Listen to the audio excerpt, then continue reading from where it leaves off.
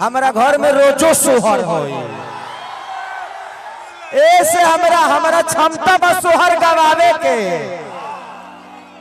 हम चाहिए तो हर 9 महीना पर सोहर गवा दी अपना घर में। अगर केहू के लगे ताकत होके तो गवा के दिखाओ सोहर। हम ऐसे ना बोली ले उतना ताकत बाज सोहर गवा दे, लेकिन केहू के लगे वो ताकत नहीं है कि सोहर गवा सके। आई हम दावा ठोक के कहतनी कि मरियो जो है तो ओकरा घर में सोहर ना हो। सोहर पावर से होला और ताकत से होला, ओकरा खातिर मर्दांगनी चाहिए सोहर गवावे खातिर। एगो घरे सोहर थोड़ी होला। आपका नाम विवादित है, अगर विवाद आपके दरवाजे से नहीं उठा तो कोई मतलब नहीं बनता। हम अतना ना बोली ले, वो अखिलेश का सबके दुआर वाला ऐसे बोल देनी है। वो के है ओकरा बारे में पूछे को तो जी पूछी है। वो ढेर दिन है छात्र में रहल बिया, ओकरा से पूछी है कि विकास सिंह के है। वो खुदे बता जी कि पहला हो हमारा पहला कपड़ा लता यही खरीदे थे।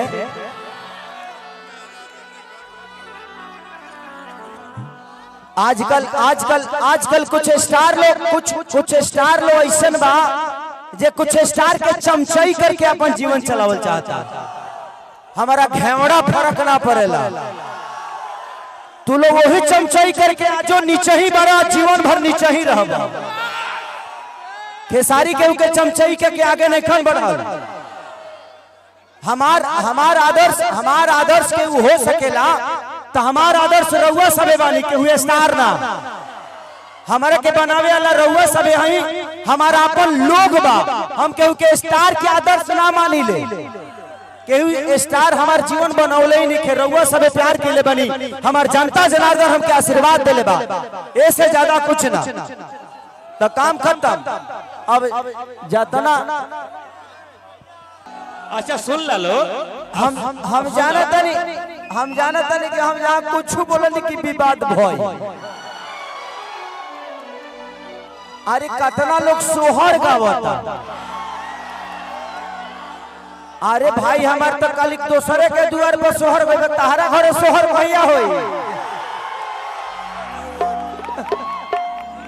अपनो घरे इंसान के क्षमता होके के चाहिए कि अपनो घर पर सोहर होके, खाली दोसरे के घरे सोहर होई।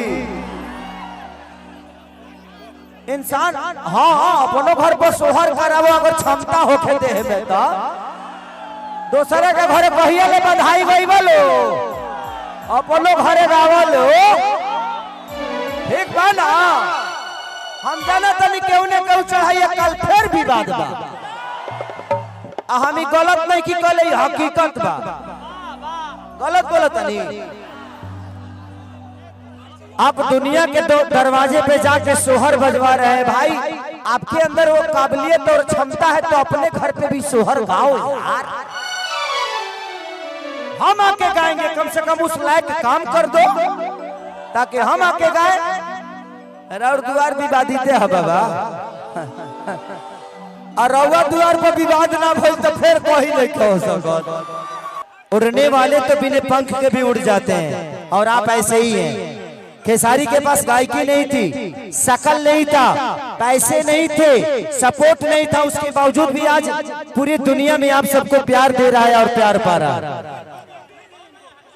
आपको किसी की सपोर्ट की जरूरत नहीं है। अगर आपको करने आता है, आपको दौड़ने आता है तो पूरी दुनिया आप जीत सकते हो। बस इसी हौसले के साथ पूरी दुनिया में उतरना, किसी की सपोर्ट की जरूरत नहीं। ये आदमी 4000 रुपये पे गाना लिखा करता था, 1500 रुपये पे जो आदमी गाना लिखा करता था आज आपके शहर में करोड़ों की जमीन खरीद कर और करोड़ों रुपए का घर बना सकता है, तो आप तो कुछ भी कर सकते हैं। खेसारी के पास साइकिल चढ़ने की औकात नहीं थी, लेकिन उनका राइटर, उनका एक गार्जियन, मैं इनको अपना राइटर नहीं मानता क्योंकि ये ब्राह्मण कुल के आदमी है और ब्राह्मण कुल हर वो ब्राह्मण का बेटा मेरे लिए मेरा गुरु होता है, क्योंकि मैं कमलाकांत मिश्रा जी का चेला हूं और उसी हिसाब से हर ब्राह्मण मेरा गुरु होता है और मैं इनको अपना गुरु भी मानता हूं। ये मुझे प्यार करते हैं और मैं इनको प्यार करता हूं। एक 1500 आज से 1 साल पहले की बात बोल रहा हूं, जब मैंने इनका गाना गाया था लहंगा लखनऊ कि गोरी तोरी चुनरी बछलिकौआ जान मारे लहंगा ये लखनऊ। ये हाँ भतीजवा के मौसी जिंदाबाद। तो जब मैं उस समय वापसी सिनेमा करने गया था लखनऊ में स्कॉर्पियो क्लब में, जहां पे मैं आज सिनेमा कर रहा हूं। तो भैया देखिए मेरे जीवन के सबसे अनमोल रतन, मैं जब बम्बे में गया था ना तो मेरे लिए विकास भैया ने अपने मेहरारू को घर पे छोड़ दिया था, सिर्फ इसलिए कि मेरा भाई रहेगा मेरे जीवन में। मुंबई में अगर कोई मेरा बाप बना तो सिर्फ विकास भैया और ये मनोज तिवारी जी के पिए हैं, लेकिन प्यार मुझे करते हैं। तो जिंदगी में आप किसी को अपना बना सकते हैं अगर आपके अंदर वो क्षमता है तो। विकास भैया मेरे जीवन के ऐसे वो रिश्ते हैं जिनसे मेरा एक बाप का भी रिश्ता है, एक बीबी का भी रिश्ता है, एक माँ का भी रिश्ता है, एक भाई का भी रिश्ता है और एक बेटे और पुत्र का भी रिश्ता है, एक बड़े भाई का, सब कुछ।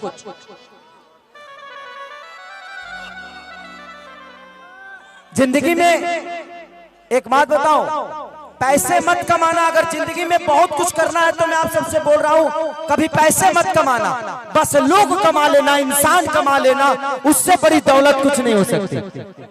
मैंने ऐसे भाइयों को कमाया है, ऐसे गार्जियनों को कमाया है। मैं दुनिया का सबसे गरीब इंसान हूं, लेकिन मुझे लगता है कि मैं दुनिया का सबसे अमीर हूं, क्योंकि मेरे पास आप जैसे भाई हैं, आप जैसे लोग हैं। और जब तक आप हैं ए बाबू तो नचनिए कारण गाएंगे, नचनिए कारण। अरे कि चाहे पिया जवानी हमर जरही रे गइला,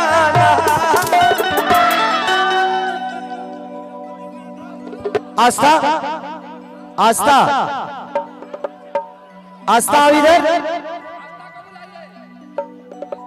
आस्था हेलो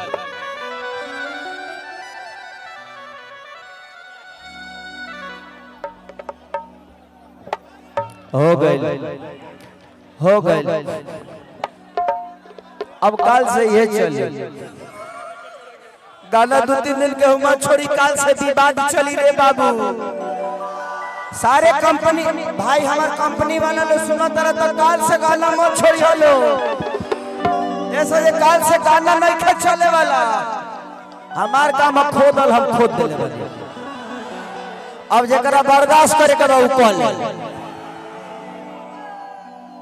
हमारे के कोई कुछ बोलेला तो हमारा फर्क ना पड़े। फर्क कैसे ना पड़े कि बर्दाश्त करे के क्षमता बा। हम लड़ी लेना, हम चढ़ी ले। हाँ अब फिर काल आज ना तो काल फिर कुछ होने से आई तो एनियो से जाई। हम आजो खुश बनिए, कुछ आईबो करी तो खुश से रहो। हम डिप्रेशन में डाली ले, डिप्रेशन में रही लेना। जिंदगी में मुझे एक हमेशा खुशी ताकत जानते हैं क्या मिलती है कि मेरे पास कुछ था नहीं, आज बहुत कुछ है क्योंकि आप सब है मेरे साथ। हमारा लगे ना गायकी बा ना आवाज बा, हमारा लगे बहुत कुछ बा। एगो गायकी नहीं खे सब कुछ बा। केहू लगे गायकी बा ओकरा बाद बहुत कुछ नहीं खे, काम खत्म। हमार लगे 20 गो बढ़िया चीज बा, केहू लगे एगो बढ़िया बा तो हम 20 गो से 20 रह।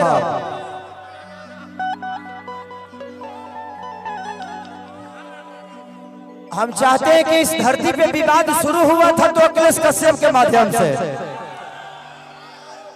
अब विवाद का जड़ अखिलेश कश्यप ही रहे, कोई दूसरा नहीं बन सकता है। अरे की जाए पिया जवानी हमारी जराई रे गईला। थोड़ा सा पीछे हो जाइए। हाँ जराई रे गईला ना। आप प्रीति हो ना नेपाल वाली, एगो तो आइल धोखा दे के गोइल तेहू है करबे का। एगो नचनिए कारा ए राजा। हेलो 1 2